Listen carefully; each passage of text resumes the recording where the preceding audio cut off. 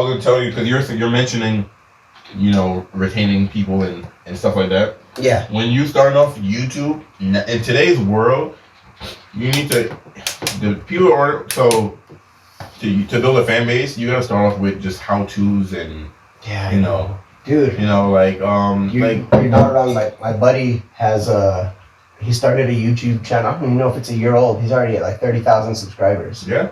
Like, bro, his is blowing up, but he does like really thorough, really in-depth how-to videos, how to rebuild an engine, how to take this apart, how to he does real deep dives, and he destroys a lot. That pisses me off because look at Whistling Diesel. All that dude does is spend hundreds of $1,000s to destroy something, and people love it, and I hate it so much. But to get there though, what they were doing before, especially him, if you go back to the old videos, he wasn't always doing that at the beginning. But today's world, especially because there's so much channels and competition. Yeah. You have to people are because YouTube is still a search engine. It's still how to do. Welcome to Ordinary Joe's Extraordinary Stories, a podcast that shines a light on ordinary people and their extraordinary stories.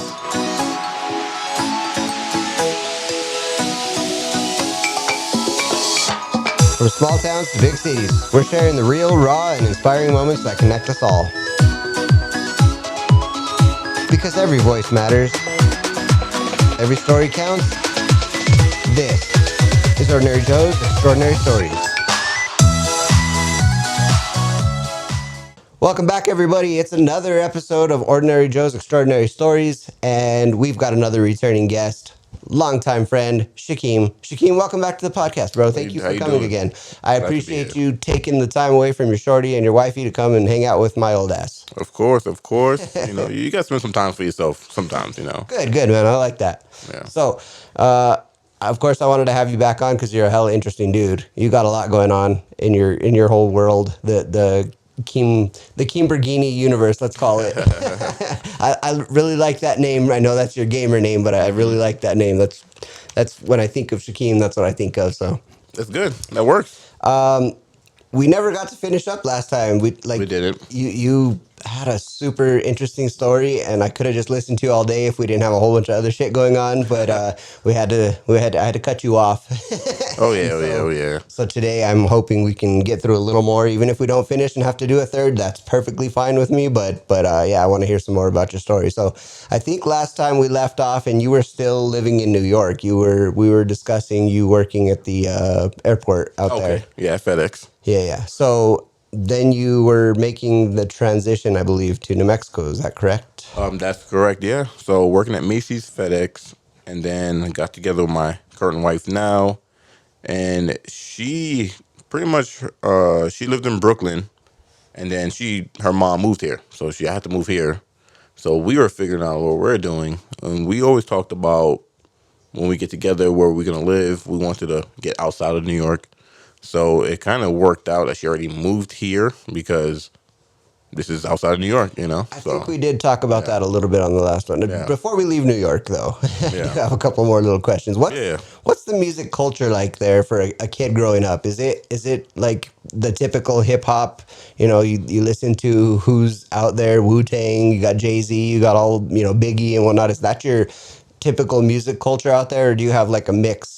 It's a mix. Yeah, it's a mix because New York, melting pot, Of course, we all love that. Different types of cultures. Love that. And I think I mentioned before that different parts, especially Queens, have, different types of styles, music, culture, religion, everything. So sick. Living in New York, you're exposed to everything, That's so cool. all over the world, so, but depending on where you live, there's going to be, I'll say a specific type of music. So for me, it was hip hop, of course, but my family's from Jamaica, so I listen to more Jamaican music than hip hop. Oh wow! Yeah. And so, what does that entail? Like, so they have reggae, which everyone knows, of course, Bob Marley, things like that. Hey, look at that above your head. Yeah.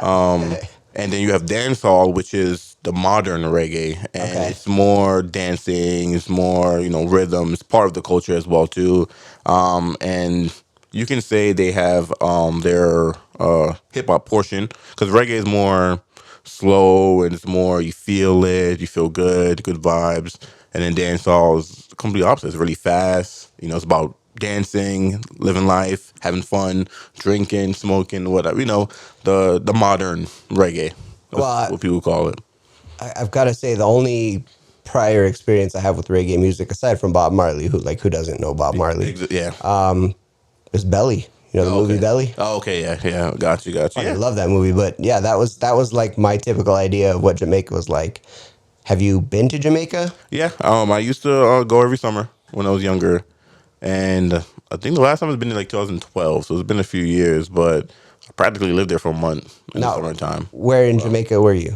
I was in Kingston, St. Thomas, No kidding. and my dad's side they're more up in the mountains, and then my mom's side is more like the opposite direction. But I was close to Kingston though. And in Kingston, is it like they portray it in Belly, like it's the slums and the boroughs and whatnot, or is it Yeah. just You have that, and then you have the main hub, like the downtown area, kind of where everyone come together, shop, buy furniture, buy food, there's markets, things like that. But yeah, outside of that, you do have like kind of the slums, the crazy part you want to stay away from, avoid? of Yeah, yeah. course. Well, I mean, and But that's no judgment against Jamaica. We got that in L.A. We got that that's we got that everywhere. everywhere. We have it Yeah. here, so Yeah, that's so everywhere. there's no judgment there. Yeah.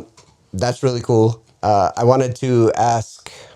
Shit, I just had a brain fart. It What happens. was I gonna ask you? Was it about Jamaica? I don't know. Or is it back to New York? But no, yeah. So yeah. Oh So yes, it was. It was okay. about New York. Okay. So going back to New York, taboo question, Mm-hmm. but did you ever experience any kind of racism over there? Is racism a thing in New York? And also to that point, because you're black, you're African American, obviously. When you moved here, did you experience any of that? Gotcha.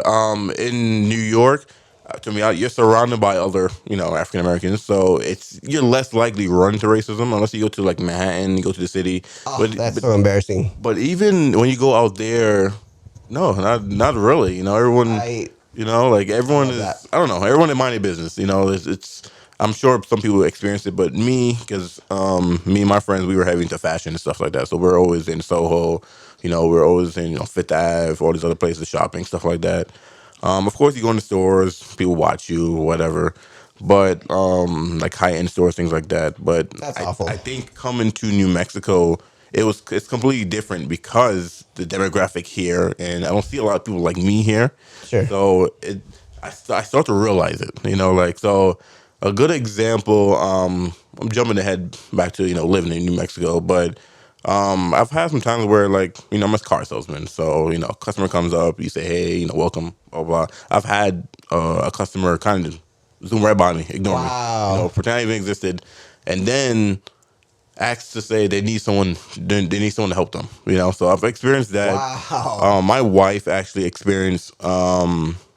I think she said someone called her the N word. Like an older Shut guy. Yeah, up. yeah. At an intersection, I think. Dude, this is New Mexico. What the Yeah. shit? Oh yeah. But so I will say though, it's way more. I've met with more nicer people than non-nice people here. Well, I would say that. the reason I asked about New Mexico, like, not that racism is rampant here or anything, but I have experienced it myself when I was starting a job. Mm-hmm. The boss was Hispanic, and when you're white in a Hispanic world, they're not. And I'm not going to say generalized everybody's like this, but I immediately got kicked out of that job. He's like, "No, we don't want you." He met me and said, "We don't want you," and he Wow. hired the next guy on the list. Wow. And I was like, "Damn, why?" And so anyway, long story short, I worked in another department of that same place, and Okay. I worked there for 3 years, got laid off, and then got rehired later on. But I wasn't able to get rehired until after that guy retired. Really? Yeah, they gave me a call back 3 times over the course of 7 years, and all 3 times he passed me up for the next guy on the list. That's crazy. And like when we were in person, he would act like really nonchalant, like nothing was wrong and anything like that.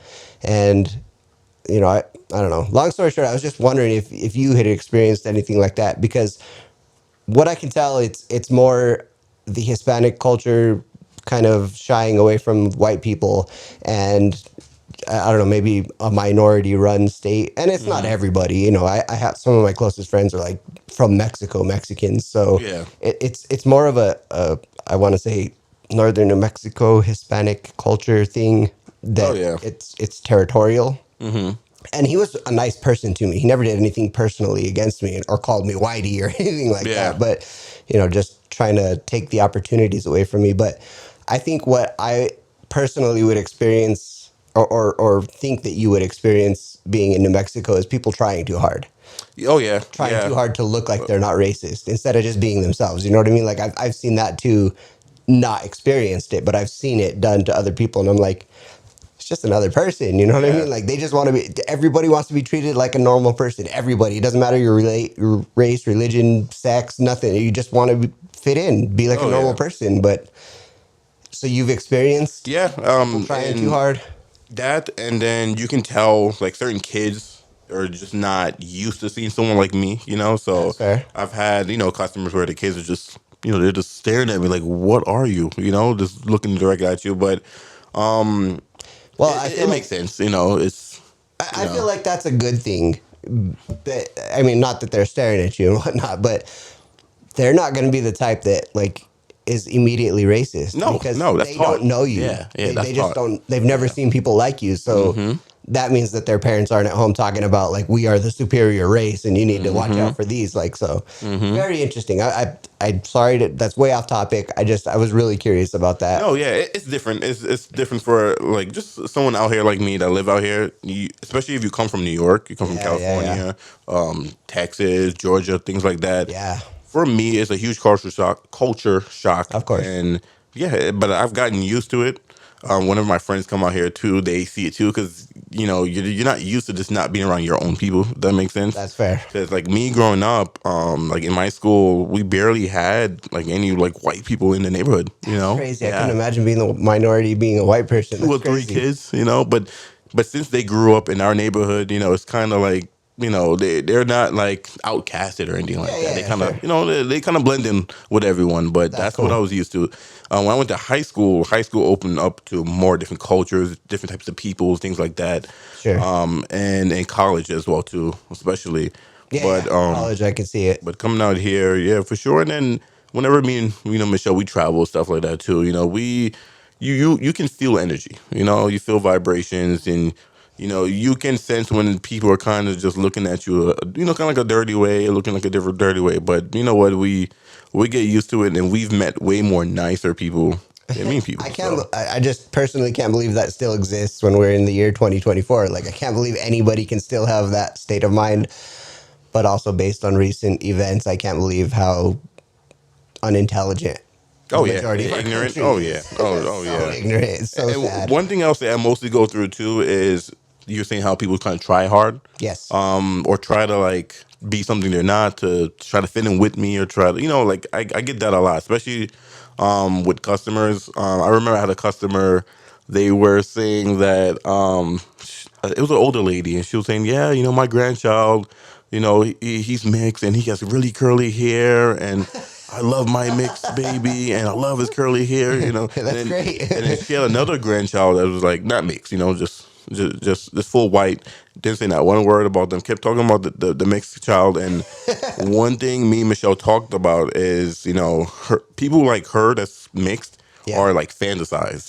They're like the perfect blend. Like I've always wanna. So some people purposely go with the other race that have a mixed baby. And just boast about it, like, oh yeah, try to relate with me, and there's nothing wrong with that, but there's to a point where you get to a point where it's kind of like weird, it's kind of like you're just like, bro, just talk to me like I'm a dude. Yeah, like I'm just a dude. yeah, like I get it, I understand, you have a mix, I get it. But to be fair, it's not your race. It's your celebrity status on YouTube that intimidates people. All right, let's get that fact out there. It's so funny. I'm starting to get people coming like, hey, you're on YouTube. Shit. Yeah, oh yeah. Like cool. One guy came to dealership like, hey, so at Honda I got it all the time. That's cool, man. I like that. I even got emails like, hey, I have customers saying like, hey, I didn't even know you were on YouTube or you're a star and stuff like that. Love that. But yeah. Okay, so one more question about New York, and then I promise I'll drop it. Oh, that's fine. Do me a favor and move your mic just a little bit away, away from you. Away, like right here. I'm a little bit more. I'm hearing the peas pop. Oh, okay. So Pop. Yeah. Okay. Do you run into celebrities or famous people or people like that when you're just out and about in New York? Like, do you, for instance, Wu-Tang, any of the members of Wu-Tang. Like I know they live all over the place, mostly Yeah. Staten Island and whatnot, Brooklyn. But To be honest, New York is so big. Not really. I've seen celebrities, but not as often as you would think you would see celebrities. that's crazy So because here in yeah, Albuquerque and in Santa Fe, run into them all the time, yeah, like New York all is the too big. time. New York is way too big. That's There's crazy. people I went to middle school with. We could live in the same neighborhood, and I could just never see them No since shit. yeah, since middle Wow, school. It's too much going on. It's a lot of people, and it's that's it's crazy. it's small. It's small but big at the same time. But I need to go to New York. if you're gonna run into a celebrity, it's gonna be at the airport. Maybe I was on a plane with it's a Jamaican dancehall artist called Baby Sham. He was in the back of the plane one time. I was going to That's Jamaica. cool. If you go to like a concert or whatever, you see celebrities, but just kind of like most celebrities in New York, they're not trying to just be walking around, so they're gonna be in their tinted out That's fair. Escalade or That's fair. unless they're out to eat or something like that. But it's hard to run into people. It Interesting. really is. Yeah, That's really interesting. I fully intend on making a trip to New York. It's on mine and the wife's list of you places will to love go. it. We want to go during Christmas time It's because just just okay. the lights and the tree You're and all that crazy, shit. but you will love it. Why crazy? It's gonna be just people everywhere. So when I go to New York, I go like Octoberish. That's the best But time to go. but if you so there's a lot of people there all the time, right? Yeah, of course. But if you want to go around a time where it's just not so crowded and there's traffic everywhere, you can't get into stores. That's a good time because it's at the end. It's the beginning. It's in fall yeah. When does fall start? Like end of October, somewhere around Sure. there. So it's around the time where it's starting to get chilly. Okay. So you might need a jacket or you might still need a sweater. Okay. Not many people are traveling around October. Interesting. And well, I guess I said now, so now it's going to change now. To be fair, But we went to Universal in Florida for our first time. We went in October, and it was a perfect time to go. Yeah. Aside from Halloween Horror Nights, like there was hardly anybody there, so Yeah. it was really nice. that's But the best time you want to go because that's crazy. it's always going to be people there. But Christmas time, everyone is flying in to meet their city, or people are traveling, visiting, Family. and it's a lot. Very And cool. Okay. if you sit out here, it can probably get overwhelming around Christmas time, and Okay. so that's what I Well, recommend. that's a great tip. Thank you, and I will definitely keep that in mind when we're planning. So, And plane tickets probably tripled as well. So damn it. October.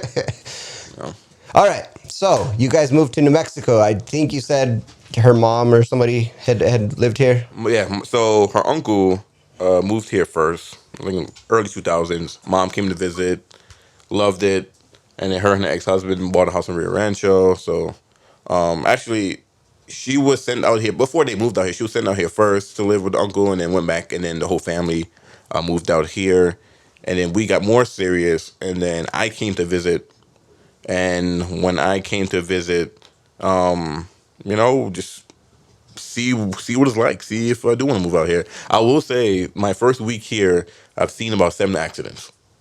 That reminds me of your video when you're like talking about New Mexicans can't drive, and then suddenly there's a lady coming head on at you. I literally just showing someone that I'm at my job the other day too, which is funny. But yeah, I kept saying accidents, and I'm just like, I'm not used to seeing. It's so funny because in New York, there's a lot of accidents, but it's not a lot of accidents. I haven't seen that many accidents in New York. Well, I mean, to be fair though, like not everybody drives in New York. Yeah. There's a lot less cars. You got a really nice, really big public transit system, so that eliminates a lot of the cars on You the would road. think that, but there's a lot of cars out there. There's a lot of people still drive. I think more people don't drive than drive, but it's so many people out there. It's just, it's a lot going on. But That can't be like a Manhattan thing, or certainly like maybe outer other what are they called? oh, the boroughs. Other boroughs maybe Oh, have yeah. more cars than, Oh, yeah. than Manhattan. Well, you go to Manhattan and you still see cars everywhere. But That's nuts. the whole state, you're gonna see cars everywhere. Who wants to But- drive like that? But whenever I go to visit New York now, I drive. Because I've been taking the train and bus my whole life. We're done with that. We drive. We get a rental car. We drive. Most people will go out there and not drive, but I'm not taking the bus and train no more. Especially my son. Forget that. But yeah, you still see cars everywhere. You still see cars everywhere. Queens, Brooklyn, Bronx, wherever you go. So there's still a lot of drivers out there, and I've been in one car accident. I was in New York. Another lady hit my first car, totaled it. But it's I just never seen 7 accidents in 1 week. Like it was just I don't know what it was here. It was mostly Rio Rancho, Albuquerque, and it's fun to think about it now because when I first came here, I didn't know nowhere how I know it now. So I'm just thinking back, like, oh yeah, I went down 528, and oh yeah, I was on I-25 and stuff like that. But when I first came here, I didn't know anything. I didn't know what the Albuquerque, Rio Rancho. Um, but anyways, came out here, visited. We decided this is something we're gonna do. Now I was gonna transfer. I don't know if I mentioned this. There's a lot of stuff we talked about in the last episode, so I don't know if we talked about it or not. That's okay. If there's But overlap, doesn't matter. I was gonna transfer to Santa Fe with FedEx. Yeah, yeah. So did I mention that? Yeah, I think that's Oh, okay. actually that sounds really familiar. Like I had to cut you off after that. It's Or ringing something a like little bit of bell too. That's why I had to ask you. that. No, keep going though. That's good. And then in New York, I saw it was like what 45 minutes or something, like 30 minutes to 45 minutes. When I was in New York, like I look at the address to where I would be at, so I'm like, oh, that's not bad. Because in New York, You talk about drive time, Yeah. or commute time. yeah, because in New York, a half an hour, it's not that far. So I saw it here. I saw half an hour. I'm like, oh. Yeah, I'll do that. Anyways, came out So here. far. I know in New York it's not. It's not at all. That's wild. So I came out here and then we made the drive to Santa Fe. I'm like, damn, I'm gonna be doing this every day. I didn't realize it was, So that's why I didn't transfer here from FedEx because the only thing that had open was in Santa Fe and I was not gonna be driving from. We were staying the west side pretty much. So west side of Santa Fe, even though it's closer. Was gonna do that drive every day. So when we did decide, okay, New Mexico is the place. I went back to New York. I had to tell my family and everyone's sad. Mom sad, sister, everyone like no. But then in the Caribbean household, you do move out of your parents' house pretty early. Usually 18, 19, 20. You figure I don't think things that's out. like specific to Caribbean households. I think that's like at most households. Hey, I don't know how it is, so I'm just speaking. I couldn't wait to get out of my parents' house, man. 17 and a half, I'm packing my bags. I'm ready. Bro. But in New York, because things are so expensive and living on your own yeah, I is get hard, that. most people do not do that. They don't leave. They're like 30 years old still living with their parents, That's wild. To be honest, I would have to figure it out because I'm just a very independent person, and I just... That happens here too. My friends that I came up with, their uncle still lives in his mom's house, and he's 62. I mean, she passed on, and he still lives in that house. Yeah. Oh, yeah. And to be honest, not everyone want to live on their own. Some people are fine with just living under someone else's roof, and I don't get it, but okay, whatever floats your boat. Me either. I need my own space. That's what I'm talking about. I need my own space. But some people they're fine with that, or just can't be by. That's a very important skill is to learn how to be by yourself. That's of course. You need to just learn that you can't depend on people. That's something they should teach in school. Oh yeah. Because once you can do that, then if you want to go out there and interact with other people, it would be much easier. Listen, man, I did the whole roommate thing, and I that was even hard to deal with. Yeah. I could imagine. I don't know. It's just not me for and my me. cousin, we were thinking about doing that. We're gonna get an apartment together, stuff like that. But I think me living with a roommate would have been hard for me because I'm a very independent person. I like my own space. Right, and you do like things that. a certain way, and then you get kind of annoyed when people don't do things similarly, and that's human condition, man. That's not like that's not to judge anybody because everybody does things different, and so like that's why even dating is so important, because you've got to find out if you're compatible with these people before you just like a lot of people just move in together. And That's a good point. So that's why we got an apartment when I moved here because she was already here in New Mexico. So when I moved, we got an apartment together because we still wanted to see. Do we, enjoy living with each other? What it's like living with each other? Because as you should. You can talk to someone as long as possible. Living with them is a completely different thing. So a lot of people, they just start dating, just get married, boom, don't live with each other, and then realize, so and then crazy. There's your high divorce rate. Exactly. Divorces happen real quick because they realize, oh, this is not what I wanted. This is not what I had in mind. Yeah, you got to plan these things out and dive in and make sure this is what you want to do. But anyways, we got an apartment and everything was fine. Everything was perfect. Living with her, she lived with me. We had no issues with each other. Obviously, we're just from two different people. She's very outgoing, very say hi to everyone. She's out there, very good personality. I'm more to myself. I'm quiet, I'm shy, That's fair. I'm in my little cave under my rock. I'm like Patrick Star, SpongeBob, Yes. I live under a rock, So, but we collide together and it just worked. That's cool. So we was like, oh, okay. So we were in the apartment for about 4 years, but because I decided not to go with FedEx anymore, I need to figure out what I'm gonna do here. Right. So I think I mentioned this too. When I rented a Nissan Versa when I first came here. It was from Avis and Budget right there on Coors. Okay. And the owner there was super nice. He took care of me. Actually, I think I grabbed a Ford Fiesta as well. I was supposed to get it, didn't have one, so they gave me a Versa. I don't know if that's better. I mean, it's bigger, but I don't think it's better.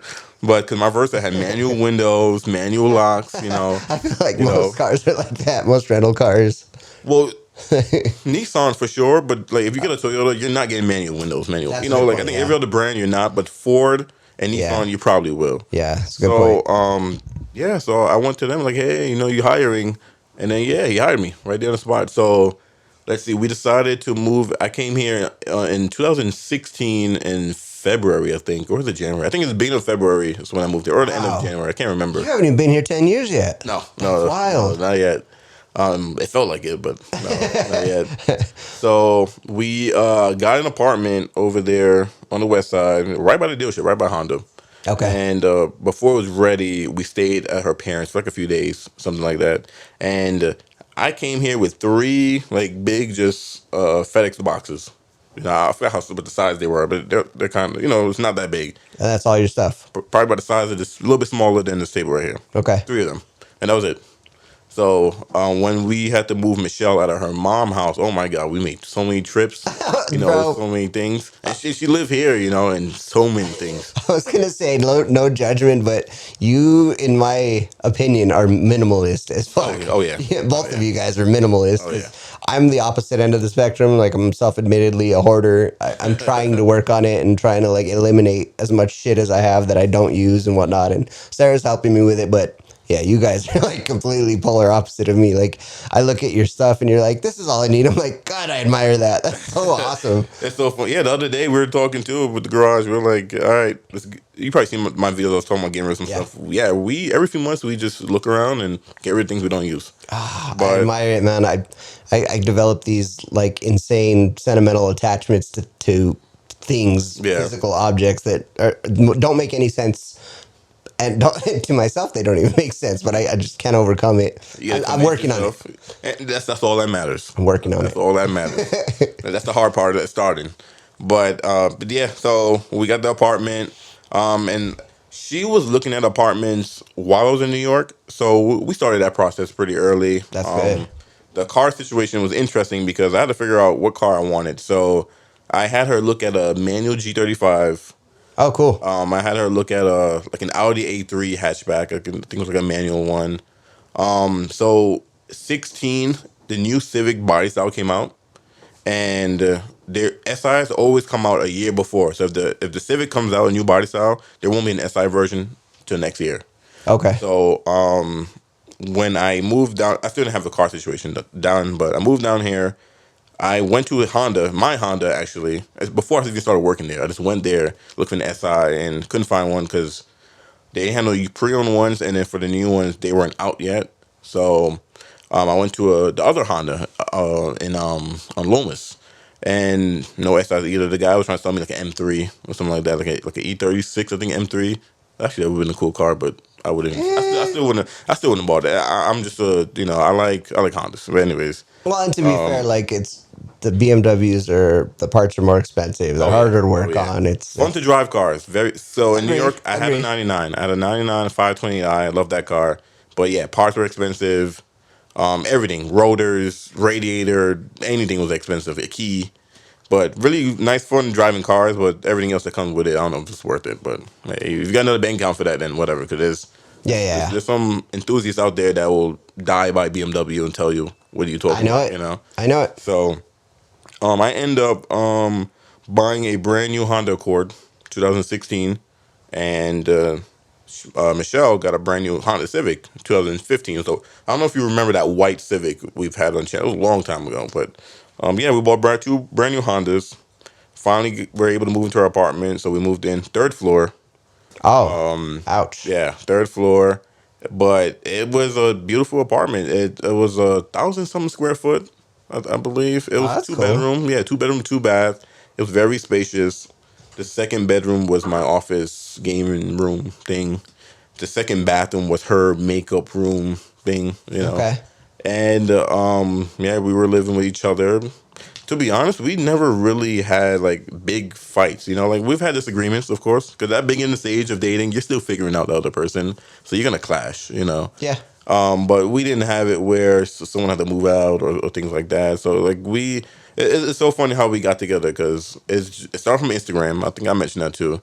And I don't think you did. I didn't. Oh, okay. Well, yeah, we Instagram. start from Instagram. I think I did. No, I didn't mention that. Maybe I don't I know. don't know. I have to go back and listen to it, but Till this day, though, we can't remember who followed who. I remembered, because back then, oh, hold on. yeah, You guys did so like you're saying that one of you saw the other's profile and started following, and that's how you guys met? pretty much. Shut the fuck! Like you Yeah. didn't know each From a other in DM. person? Nope. Oh my It god, started from a DM. She's from Dude. Brooklyn. I'm from Queens. that is so It wild. started from a DM, and we were just friends at first, and it just I'm surprised I mentioned that. Bro, you did not. No? That's entertaining as hell. That's funny, but yeah, we met from Instagram. That's crazy. Yeah, it started from a DM. I think she posted, who wants to FaceTime or something like that, and I was like, oh, sure.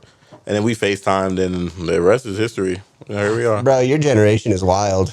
You guys are so. Me and Sarah met at a hookah lounge. Yeah. Like in person. That's a whole funny story too, but this is not about me. Continue, please. But yeah, so yeah, that's how we met. And yeah, that's funny because I used to go to parties and stuff in New York all the time, but I never connected with anyone on a level I did with Michelle. That's crazy. Yeah, That's cool. it just never worked out, and then we vibe clicked, and then we were friends, and then started talking every day on the phone and stuff like that. That's nuts. But so yeah, so I think that's why us moving in with each other was a little bit easier Okay. because we had that connection already, and that both of our vibes just mellowed together. It was just smooth. That's cool, man. So yeah, living with each other, and then we got to the point where it's been 4 years we're at the apartment, and it's been through holidays. I had friends come from New York. We went to New York, things of that nature. Her mom is here with her little sister, and another sister as well. Yeah, I'm over here forgetting her siblings, and but yeah, most of her family, most of them is in New York, so like me, so Okay. most of pretty much my immediate family's in New York. Most of her family's in New York, and then everyone else is all over the place. But I'll say apartment days, third floor. She actually found my SI, the gray Civic SI. Yeah. She found that one. When you're at the apartment. Mm-hmm. Damn, you owned that car for a long time. I was looking for EM1 SI, it's a 99 SI, and Hondas out here is just it's hard to find because domestics is just everywhere. Tell me about it. And we spoke about that. Yeah. And I almost, let me see, there's a few cars I almost bought before that SI. I went to Integrity. They tried something like a BRZ, a manual one.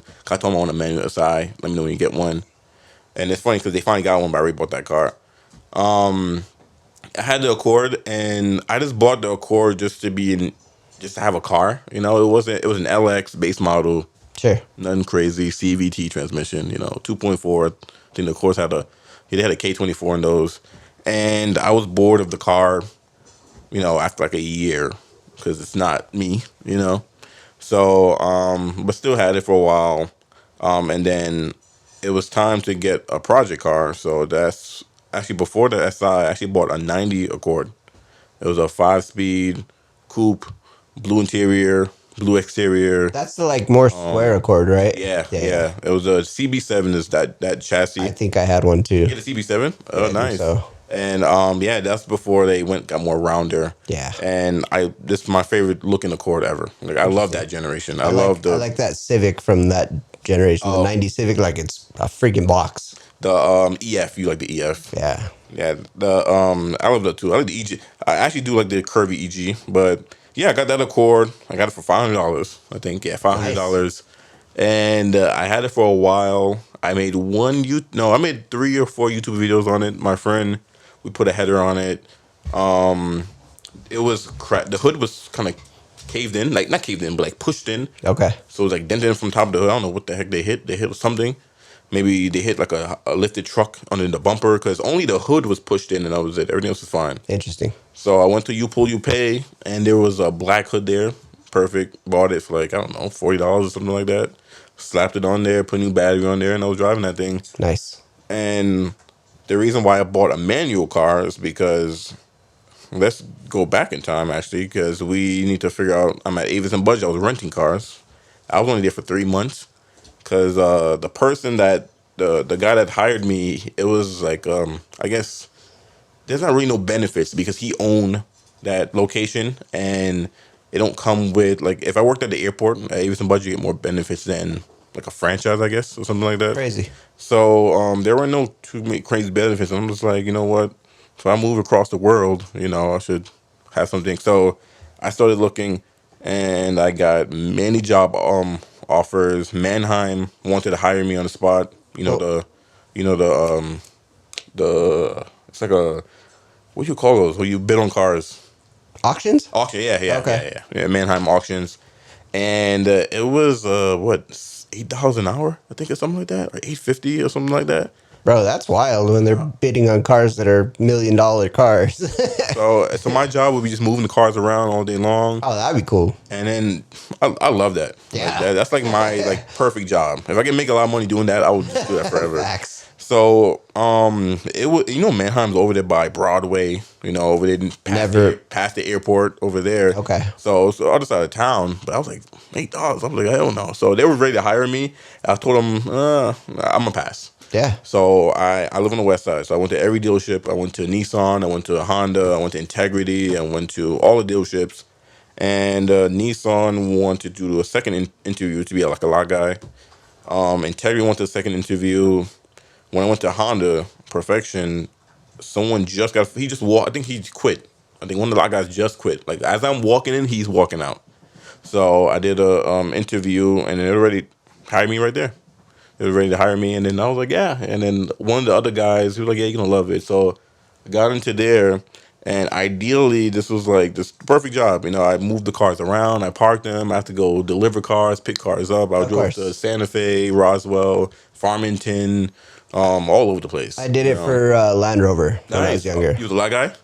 Yeah. Nice. I was the detailer. Oh, okay. Detailer / lot guy. So yeah, did it all. Gotcha. Fun job. And Super then fun. Before COVID, they had like 500 cars on the lot, so all day long, remember. I'm rearranging cars, putting LXs next to EXs and, stuff like that. So I had the ideal job.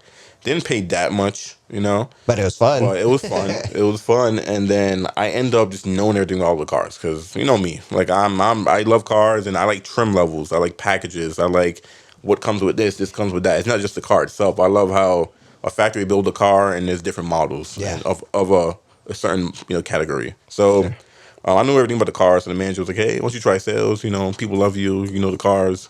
So that's how I got into sales. Interesting. So no one wakes up and tell themselves they're gonna be a car salesman. Like yes, they do. It happens all the time. That just does not happen at all. It falls in your lap. It happens. Someone. You need a job and you tried it. It's interesting because that's a special caliber person who can actually succeed in that job. Like, oh yeah, you got to have something that most people don't have. So. Turnover is like 97% or something like that. So. And it's always been that way. Always will be that way. Oh yeah. It's not an easy job because everybody would do it if that was the case. But I tried it and I was just successful with it right away. People loved me. I knew the car. People was like, I've never had this type of, I guess experience before, and I did it for years. And as I'm a salesperson, I'm making more money now. I've always wanted to do YouTube because I've watched people do YouTube. This is where I wanted to get to, especially in this episode, is because last episode we didn't talk about YouTube at all. But YouTube is sort of our commonality that how we met. That's true, yeah. Because when we were buying Sarah's first CRV, whoever was there, the salesman was like, "Oh yeah, we have a guy who does YouTube too." I And think it was Brandon. Shout out to Brandon. it was Brandon. He's Yes, doing matter of YouTube fact. now too. Actually, well, yeah, he's doing YouTube now too. Yeah, That's yeah. interesting. I gotta show But you yeah, his channel. he was like, "Yeah, well, my one of our other salesmen does YouTube too," and then he introduced us, and we traded subscribes, and Went that's from there. it went from there. That Yeah. was years and years ago. That was 2017, I know it's crazy. Like 2016. a year in since I moved in, and maybe 17 It because was 17. yeah, because I started sales 17. So I started the lot guy in 16 in Okay. June, So yeah, it and was then all the 17. way to December. That's when I was going to transition to sales in 17. So it was 17, and yeah, 17 January is my first month in car sales. Interesting. Sold 5 cars, and I made more money than I ever did. Just 5 cars, than being a lot guy. So it was Interesting. cool. But yeah. So YouTube, me and my sister, we watched people do like play games, like Let's Play That is and so all that wild. I stuff. can't believe the market for that.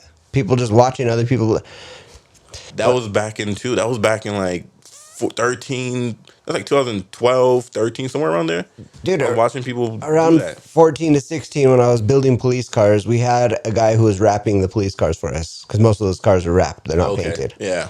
They show up as a completely black car and then they add the white with vinyl wrap. Yeah.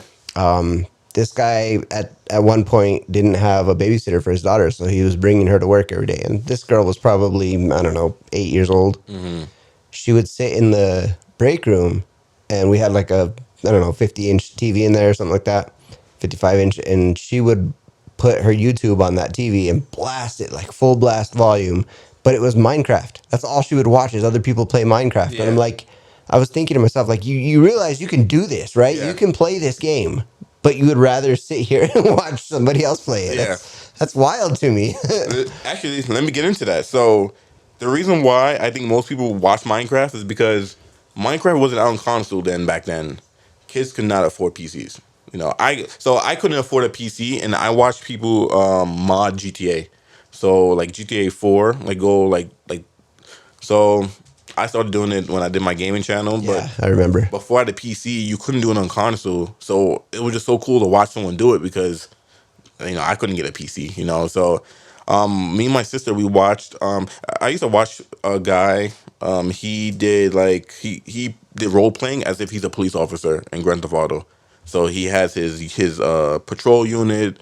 And I've learned so much actually like codes and things just from watching this dude because he gets into the character. That's crazy. And he can like pull over a car, and these are mods you can't do on console. Like this is only PC, and I thought it was so cool. I thought it was so cool. And then like just people playing these PC games that I couldn't play, because I think the first PC we had was back in 2000, and it was I remember it was running Windows 98. Bro, the first one I had was running Windows 95, so I don't feel you. Was it, or maybe it was 90? No, I think it was 98. I can't remember. I remember the green star button with the meadows as the Yep. background. But I think the first game I tried to play on a computer was American Truck Simulator. I tried to download it, Oh, that's cool. and that thing was like lagging. Like so, if I went, it just Yeah, I remember. I've always wanted to play PC games, but couldn't get into it. But console games was fine. Everyone played like Scooby Doo and Finding Nemo, Shark Tale, and Call of Duty and other stuff. Me and my cousins. But anyways, back to YouTube. I watch people do that.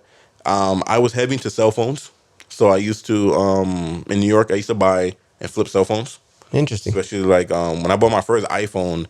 It was like a 3GS, so it was the iPhone, the fat one. So Okay. it's that's not the first iPhone was I think it was just called iPhone, and then they had 3G, and then 3GS. So I don't know.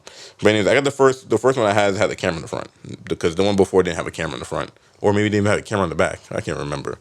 But I bought it, and then I sold it, made profit, and bought an iPhone 4, and then I just kept buying iPhones and flipping them. So I was doing that, and then I used to watch phone reviews on YouTube as well. Like I loved phones. I don't know if you remember. You remember that phone where it's a Ryzen phone where you flip it open, the screen is in the middle, and the keyboard is on the outsides. It's kind of like this, and then you use it like this. If I show you a picture of it, you Wow, probably. that doesn't sound familiar. Like, I was heavy into I phones was thinking the Sidekick. before Sidekick. Before Is it Sidekick? before Sidekick? Yeah. Wow. Actually, before Sidekick got popular, because Sidekick's been out for a while, but both. Dang. Yeah, was it before Sidekick? I think it was because I eventually got a Sidekick, but yeah, it's before Sidekicks got popular. So Crazy. there were those Nokias and there were Motorola's and Yeah, then yeah, yeah. there were the music phones like the chocolate. I don't even remember the chocolate phone and like that era of phones where flip phones is coming Yes, out, yes, Razors yes. came out, Yep, but everyone is trying to have their own version and they're trying to put keyboards in phones. And yep. before BlackBerry got popular, it was these like slide up phones Yeah, or I had one of those. I still have one of they those. open that way or they twirl and Yep, all. I was heavy into phones that's until I cool. got into iPhone. Then I just started flipping those phones. But yeah, that's what I was watching on YouTube. So people play video games, phone reviews, and then I started, I guess, looking at people playing PC stuff as well. I got into Minecraft. I think I got into that when it got to consoles when I started playing Minecraft because I did watch people play on PC, but when it went to console, it was game over.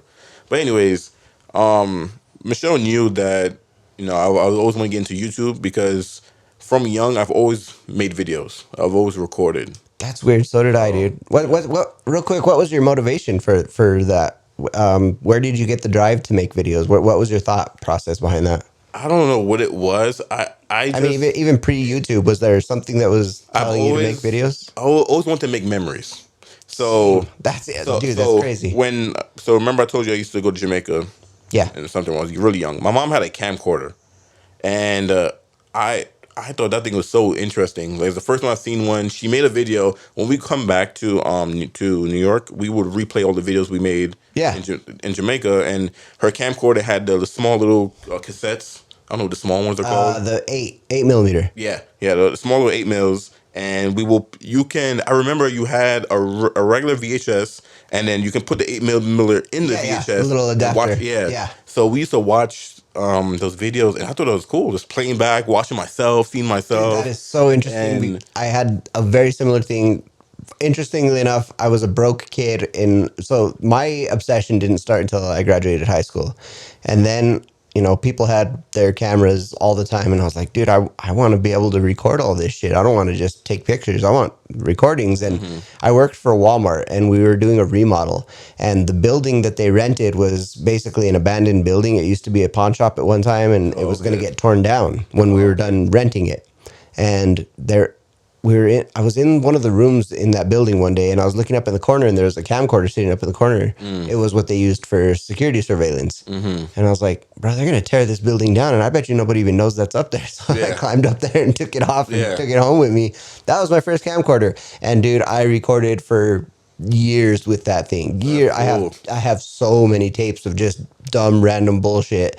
And I have recordings of people who have passed on since and all kinds of Wow. stuff, which that's a whole nother story. But yeah, dude, that was I think the origins of my story too. Was I just wanted to record. I wanted the memories, and I Yeah, have that. yeah, It's wild. yeah, yeah. No, it's like a photo album. It's like A living photo yeah. album. So yeah, my mom had this camcorder, and then at first she didn't want me to use it. I was young, so she wanted to break it, Of course, because I'm sure that was expensive when she of bought it. course. And I always tried to get me one, couldn't get me one. I remember I got a Nintendo 64 Pikachu camera for my birthday. Nice. It was close to a camcorder, but it wasn't a Of camcorder. course. So I had that thing. But anyways, that's how I got into it. I just wanted to create. Once we replayed those videos, I thought that was cool. Yeah. Heck yeah. I thought that was cool, and I was like, I want to do that. So, what the first video device of probably I can record with was a Motorola. So before the Razor, they had this flip phone. I think it was the first Motorola with a camera. That was a flip phone. It was like it had a small LCD in the front. It was like blue. I can't remember the model number, but that thing can record like 5 second videos or whatever. I used to make a bunch of videos with that thing, That's and wild. then it was prepaid. So this is before I had a actual like phone plan. I couldn't afford to be on my mom plan or anything. So you go to the store, you get a $20 prepaid card, and then I didn't use it for calling because it was like 10 cents a minute or whatever. So I mostly text or use it for the internet. And then I wanted remember I was into phones, so that was my first little flip phone. A Nokia was actually my real first phone. It was like with the snake game on there. Yep, mine too. That was my mom had one and she upgraded to this peanut phone looking phone. It was a Motorola. So I took over her Nokia. It wasn't on, but I act like Same. I carried it with me everywhere Oh, I I went. had so many different And Nokias. I loved it. I So was modding the shit out of my Nokias. I do the clear covers with like oh LED yeah, remember circuit boards those? underneath Remember them, the and antennas? You could switch the antennas and yep. stuff like Oh, that. dude, yeah. That's crazy. That's cool. So because like me, I was young into phones, and most people my age weren't into the phones like how I was. But yeah, every time my mom upgrade a phone, I'll take over her old phone, and Yeah. it wasn't on, but Right. you know. So that Motorola was my first phone to be on, and then where I went from that, I think I assume you don't have any of those anymore. um, I doubt it. I'm sure this next phone I got was the first phone I was able to be on a family plan with my mom. She actually like, okay, I'm gonna get you a phone. Yeah. I have a little Samsung T150, I think it was called T something. It's a little bar rectangle, and it had the T9 texting on there. I have to learn from the T9. Yeah. And I remember you can get like ringtones and stuff like that. That's But cool. that phone's probably in New York somewhere. But the Motorola, I don't know where. Bro, That thing there's is this probably gone. online presence for people who collect all those old I'm phones. sure. It's wild. I'm sure. But yeah, I don't know where my psychic. I think I sold my psychic, and most of my phones I sold too. So That's cool. they're all probably gone somewhere. Yeah. But yeah, I got this little T9 phone, and then it was longer videos I can record. So I started recording videos on there, and then I got this thing called a Sony Milo.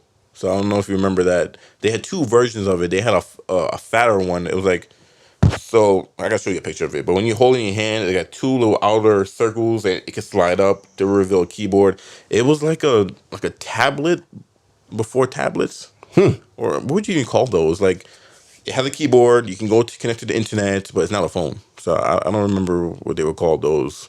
But anyways, I had the second version of the Sony Milo when they redesigned it, and I was able to record on there. And I used to record everything. I go outside and play with my friends. My friends getting pantsed. They're playing basketball. One thing I do regret is I changed my email. So my first YouTube I ever made, I changed. I guess YouTube wasn't separate like how it is right now. Right now you can have an email and you can have a separate YouTube with it, or have a separate email. Back then it was all together. So I think I changed my email. Something happened and then I lost this channel. So this channel had all of like if I could find my Sony Milo, I can probably get back all these videos. But it had all like my early recordings, like just outside playing. And then I built a small fan base because I uploaded in high school. There was a fight between these two girls, and I recorded it. And it got so many views, and people were just. And then the quality was. It was on my psychic too, but I know the quality was. If I look at it now, it's probably doo doo. But back then, that thing was clear, and it got so many views. And I don't know why I got rid of this email, but I lost so much videos on that channel.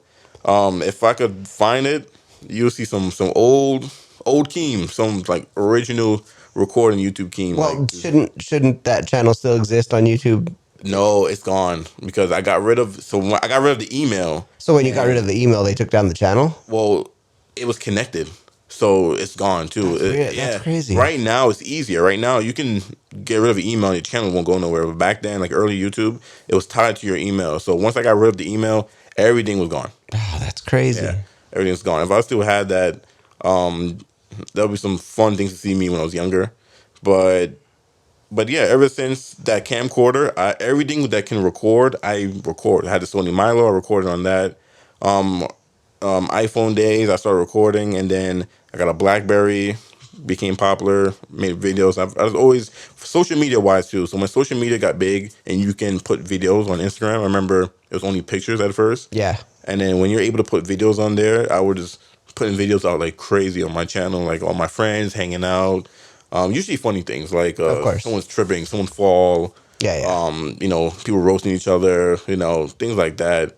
Playing cards, playing basketball, kind of things like that. And in my neighborhood, the last neighborhood my parents still live in now, when I started recording on my Sony Milo, I gained a little fan base too. Like we've had friends, and I always had this one friend messing with this other friend, and people was like, "Why he keep messing with that friend?" Like people were invested, things like that. But I wasn't trying to be a YouTuber though. At that time, I was just uploading videos because it was fun. So I I guess I didn't. I lost that channel, and then I didn't make another one. So I was just using Twitter. Cause you can upload videos to Twitter. Right. And then now I'm like high school, and you're a little bit older, so you don't do the stupid kid stuff. Like pantsing people and like just being a kid. And you get older, and then I got into iPhones, and iPhone, Apple started to do it where you have to sign in with your SignCloud, your iCloud, sorry, SignCloud.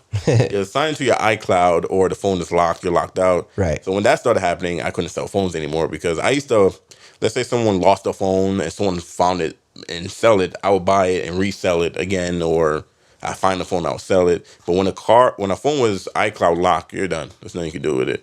So in the beginning, though, I was able to still get into the phone and unlock it so I could sell it.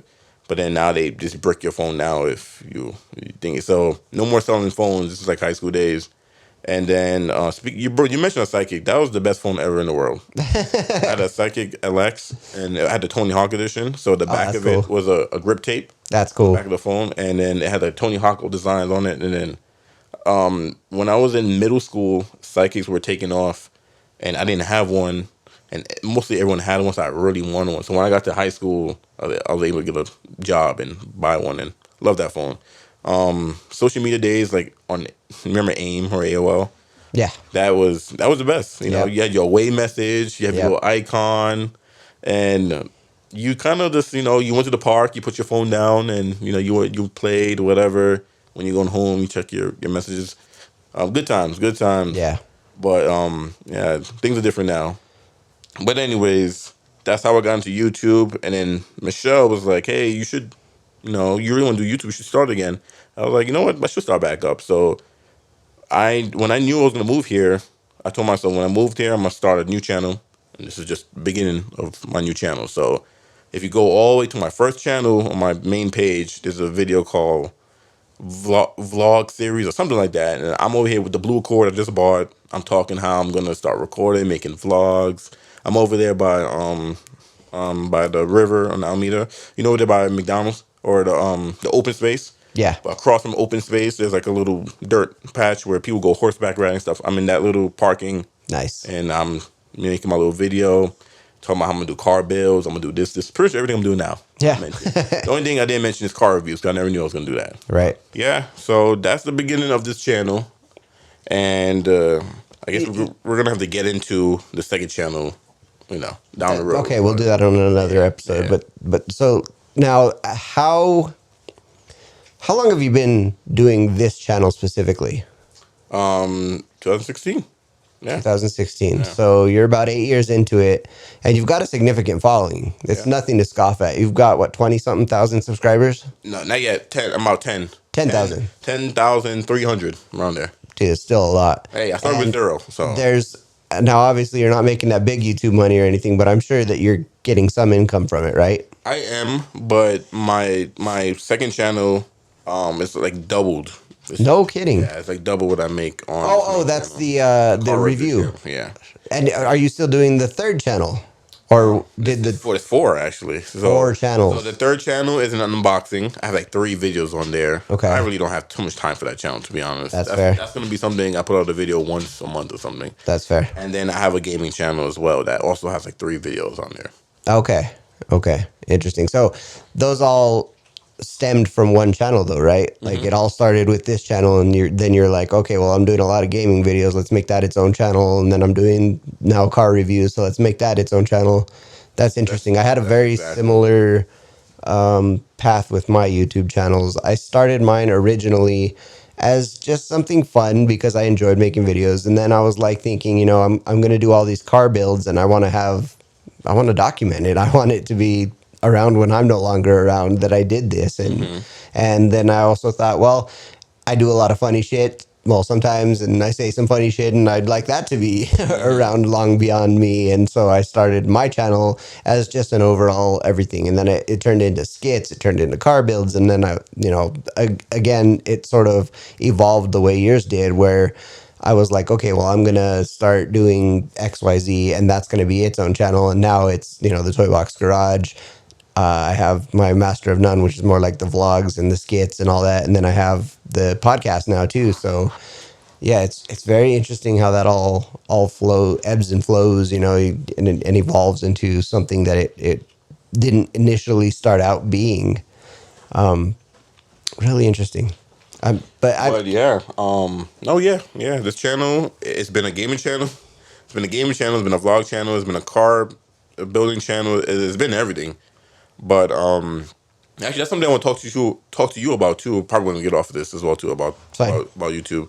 But now it's kind of whatever I want at right now. It's not dedicated to anything. That's good. I have more car stuff on it, but because I branched off, it makes it easier to not have to worry about what the channel's about and just do whatever you want.